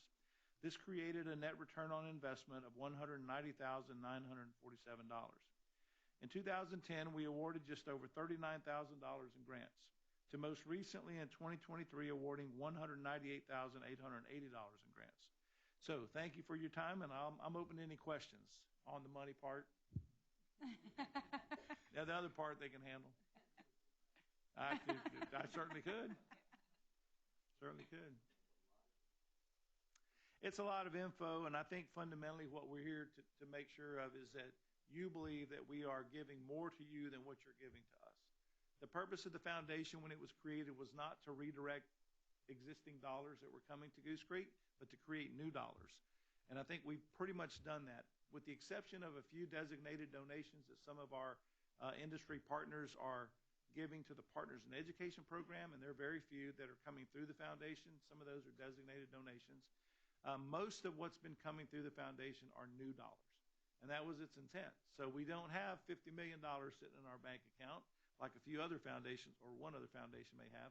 But our goal, as stated in our policies and guidelines, is to ensure that 75% of what we bring in goes back into the school district. Another 10% is the limit for operating expenses, and 15% is for long-term plans. And so I can tell you that the last few years, Eric and I have talked about this, our numbers have been all over the place. COVID, we didn't have a fundraiser, and then we had a big fundraiser, and we couldn't distribute all the money, and then we planned to carry it over to the next year, and accountants didn't like that. And so our numbers, percentages have been all over the place. And so what we just adopted a couple of weeks ago was a budget that does put 75% of the expected revenue into the district. You may ask what the long-range planning is for. We hope to establish an endowment at some point where folks could give to the endowment, and the endowment could perpetually be giving back to the foundation. So from its inception, that's what the 15% long-range planning was for. We did utilize some of those funds when our director was hired, and we agreed to a 50-50 split of the salary, then a 75-25, 75 y'all's way, to when we got to 100% paid for by the district. So we've used very little of those funds because operationally we had the money coming in. So there's a lot more to the foundation's financials than what I just gave you. But I can tell you that the committee we have that works with the finances and governance is on top of it. I will mention to you, just in case you're interested, we have an audit coming up. We do that every third year, and the first and second year we do an internal review, and then the third year we do an audit with an outside auditor. And so we're scheduled to do that this year. So I could give you a lot more information if you like.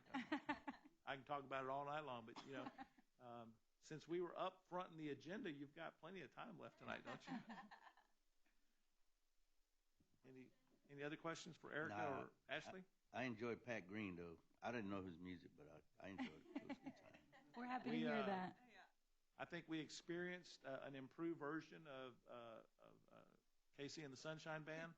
I think the bets at Casey and the Sunshine Band were whether he was going to come out after getting his oxygen shot, back on the stage. But we learned a lot from that event, and I think the Pat Green benefit concert brought it back home and kept everybody together. And we're still evaluating these fundraisers that we do, because our goal is to put as much as we can back into the district, and that's just all part of the package. So. And for that, we're very grateful. Thank you. Yeah. Thank you. Thank y'all. All right.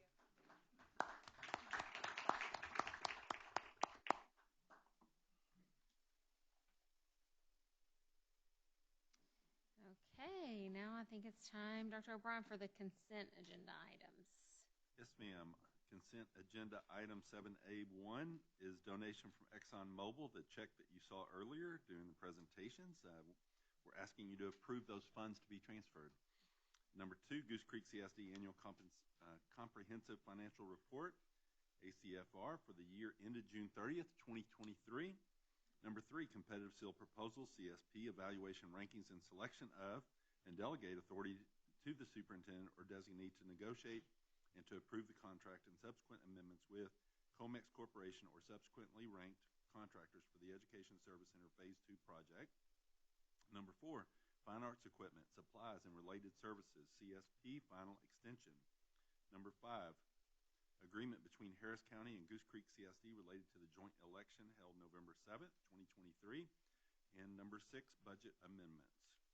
Administration brings before these consent agenda items requesting board approval tonight. Okay, do we have any discussion, anything that needs to be pulled? And pull number 3 and 6, please.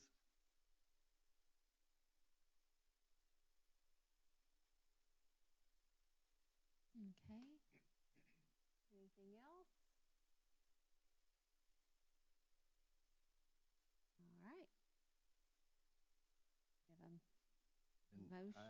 I'd make a motion we approve consent agenda items 1, 2, 4, and 5 as presented. second that motion. Okay, we have a motion by Mr. Clem, a second by Mr. Martinez. Any discussion on those? All in favor, raise your hand. Any against? Abstentions? So we have 6 for, 1 abstention. Motion passes. Okay. Questions on number 3 or number 6? Number 3, it has to do with the 2019 bond, right? And this may take Brenda and Bridget, I'm not sure. Where, in this process that you're asking us to approve right now, where do the sale of the bonds fall? Have we already sold the bonds, or do we? The tranche. All of our bonds have been sold. Okay, so Yes. the money is in the bank? Yes. Okay, all right. I think I don't have another question then, because if we were on the other side, I had several other questions. Okay, So yes, sir, we sold them all. That satisfies my curiosity. Anything else on number 3? All right, that's all I have on number 3. Okay. Then on Thank you. yeah, thank you, Brenda. On number 6, yeah. And Bridget's sitting in the chair, but I'm talking to everybody in the room right now, okay? So this is not pointed, none of these questions are pointed at Bridget. On number 2, the reimbursement funds, why is there no dollar figure there? We actually received monies for that in a reimbursement rebate type situation. So, I mean, it's up at the top, right?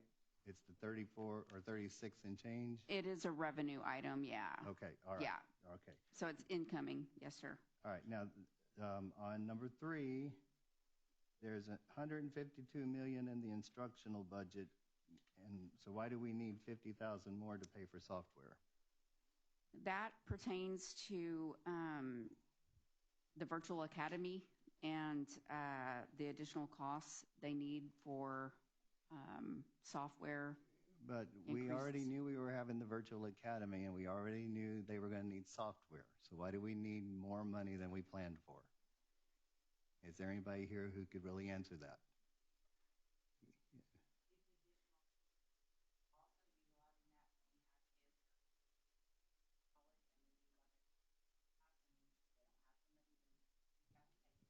And we didn't know in June that we were going to do that? Okay, so where in the $152 million that's already in that budget can we find $50,000 without pulling it out of the general fund? And I'm going to have the same question on every line item tonight. We're going to have to think different about how we're spending money right now. Has this money already been spent, or are you going to spend it after we approve the amendment? Oh, it has not been spent, no, sir. Just being sure.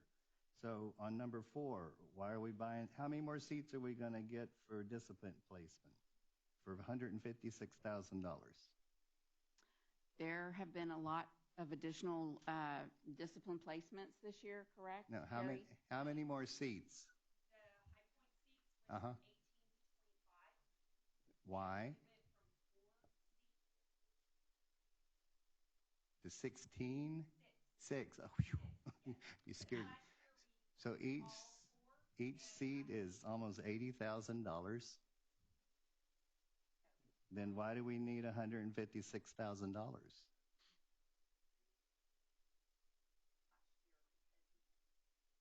Because we planned poorly again. That's last year. Why do we need money this year?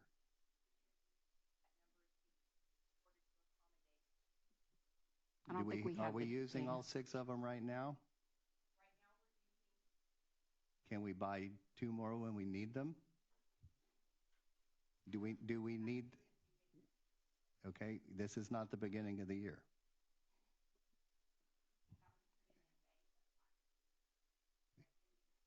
Before we adopted the budget. So why wasn't it in the budget?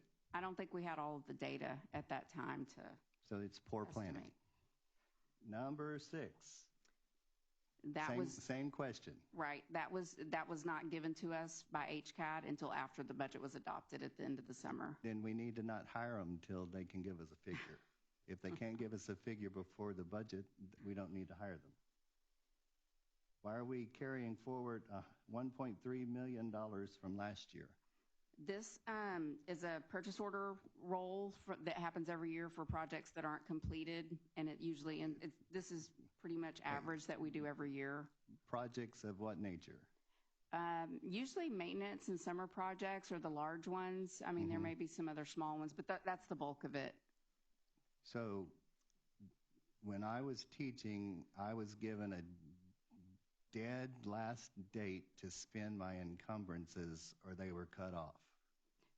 Yes. Do we still follow that practice? We do for campuses, but they do most of their projects when their students aren't there. The major projects like maintenance and custodial projects that they do over the summer. They should be budgeted over the 2 different years. They should do what they can do on their old money and wait for the new money to come, because that's spending money we don't have.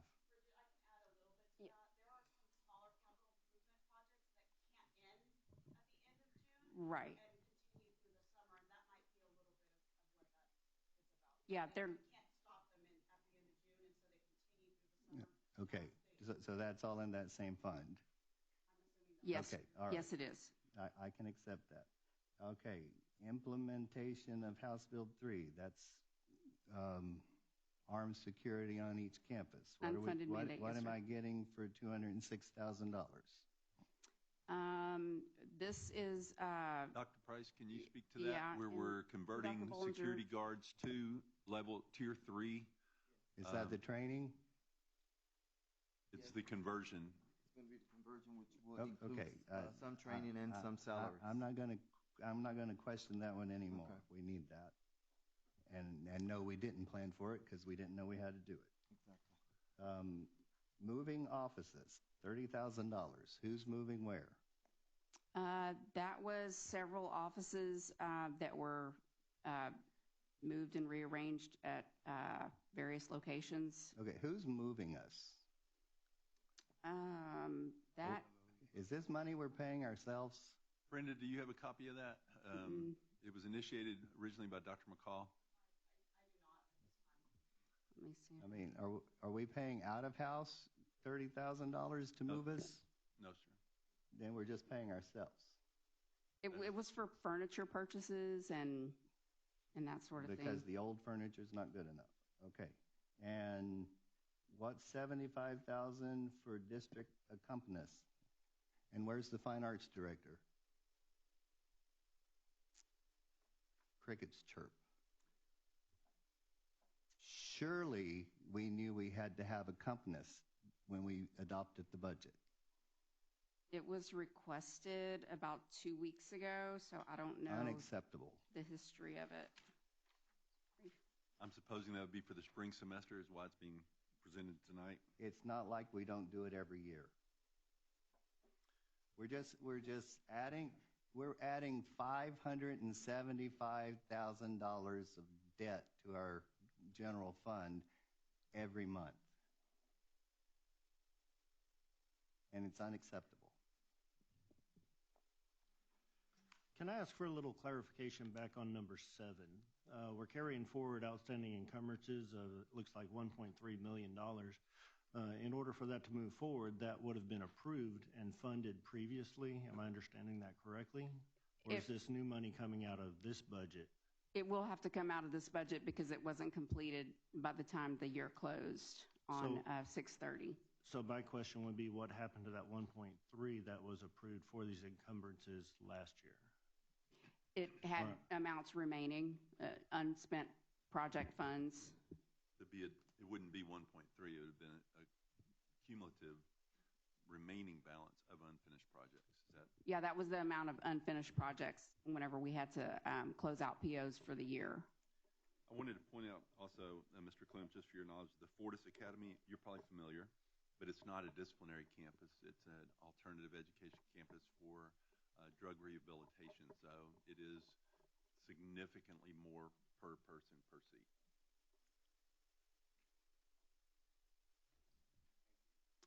Yes, sir.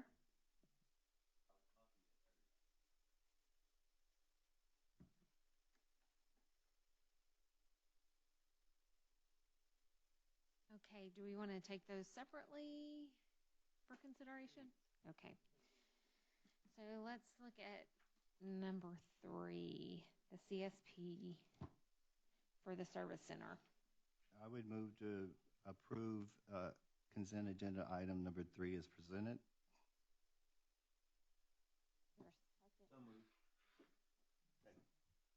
Okay, I have a motion by Mr. Clem, a second by Mr. Renteria. Any further discussion on that item? All in favor, raise your hand. Any against? And abstentions. So 6-4, 1 abstention, motion passes. Okay, and then number 6, budget amendments.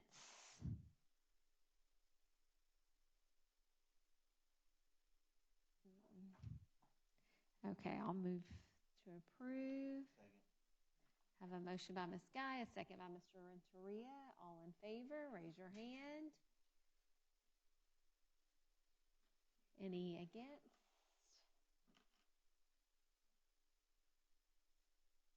And abstentions. So we have 4 for, 2 against, 1 abstention. So motion passes.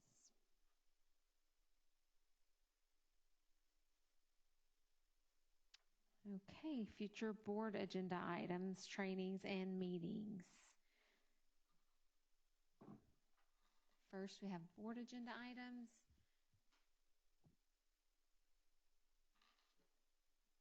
Anyone have anything they want to add to a future board agenda?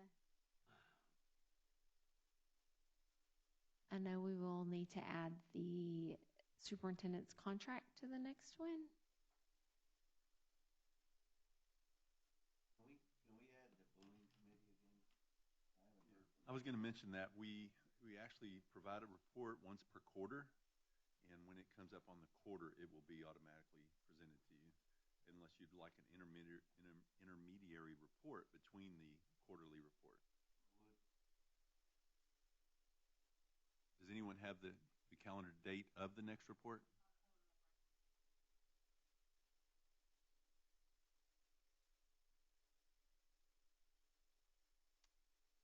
Anything else while we're waiting on that date?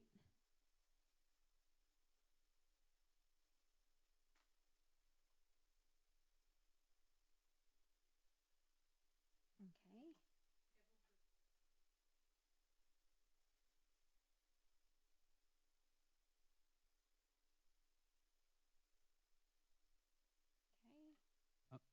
Excuse me.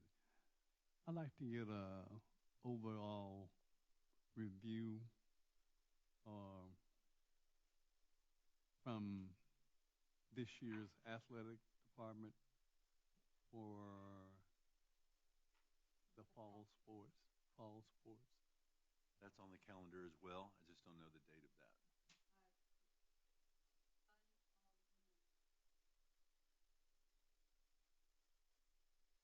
I believe we've had one in the past for the fall sports and then one for the spring sports. So if not, we need to try to get that scheduled for the January meeting.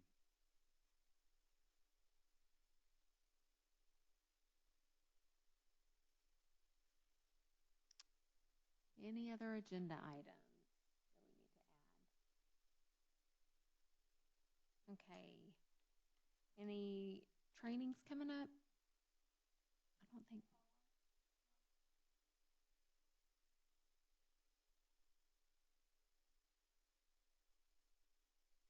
Oh, okay. Oh, tomorrow. Fine. Oh, gotcha. Okay. And then isn't there a winter thing coming up soon too for whoever can go? January, February? Okay. Oh, March. Okay. I was thinking it was earlier than that. And then our next regular meeting is December 11th, I believe. but we do need to probably call a special meeting for canvassing the bond election results. The earliest we can do that is November 20th. If anybody will be, so this is the deadline to canvass. Oh, is anybody going to be? I will be out of town for that week. I'm available. It's going to be it has to be by the 20th. I can come in on the 20th. I'm in town. I'm available. I'll be in town. Okay. Well, we'll be Ellen both and I be in can do it. town. We'll do it. Okay.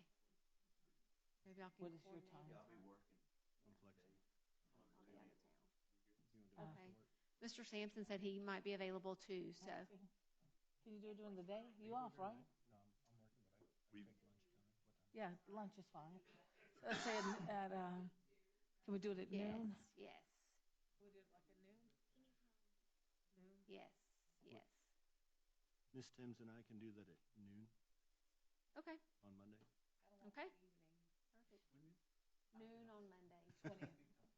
Okay. Or should I have said 11:30? So we for sure have two. 11:30? Yeah. Okay, 11:30. 11:30. Okay. That's for the canvas of the vote. Mm-hmm.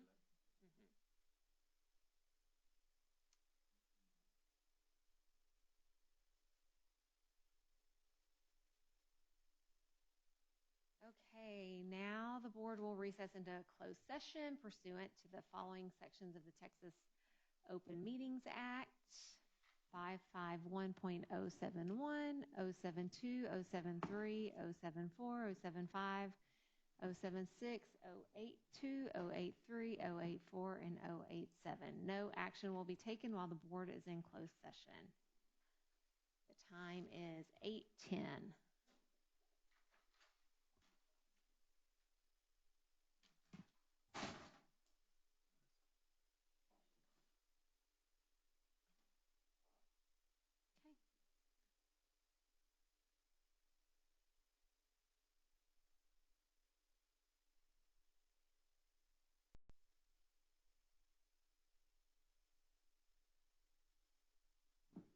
Okay, I think we're ready to reconvene into open session at 9:36.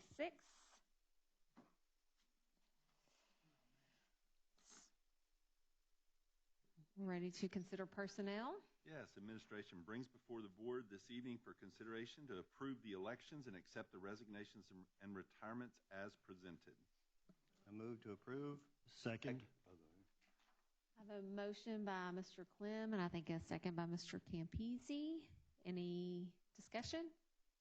All in favor, raise your hand. Ms. Baratin? Okay, it looks like 7-4, 0 against, so motion passes. We have two administrative positions. A, Risk Management Coordinator, recommended Sheila V. Cantu. I make So a moved. motion to approve. Second. I have a motion by Ms. Baratin, a second by Mr. Campisi. Any discussion? All in favor, raise your hand. 7-4, 0 against, motion passes. And B, Speech Language Pathologist Assistant, Lee Ann Smith. So moved. Second. I have a motion by Mr. Campisi, a second by Mrs. Baratin. Any discussion? All in favor, raise your hand. 7-4, 0 against, motion passes.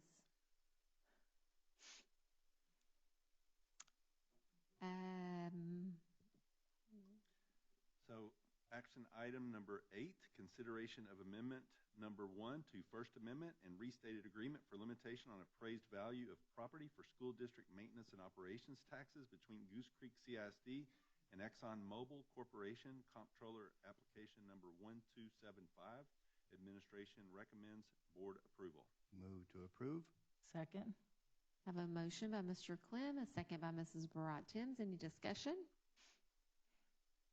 I got a comment. Exxon has been a very good partner with the school district, and I think that in itself helps me vote for this.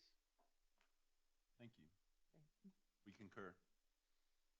All right, if you're in agreement, raise your hand. Okay, it looks like we have 7-4, 0 against. Motion passes. We pass to you for adjournment, ma'am. And Did I get a paper copy of this agreement? The Exxon agreement? We'll have it available for your review. I'm old school, so Yes, sir. sorry, I can't. Also, I believe there was one other action item. It's not listed on the agenda, so it's not formal. But Dr. Price asked if he could have 1 minute. We already gave him a minute earlier. Yeah, you can. Go ahead. We'd like to present, Ms. Clem, you'd asked us to present this trophy. So, this did read the board meeting, Marathon Monarch Award,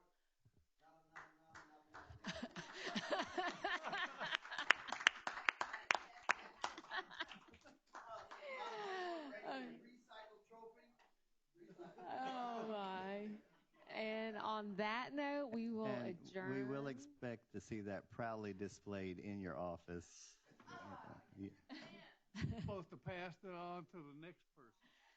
Y'all are funny. And okay, we are going home at 9:40.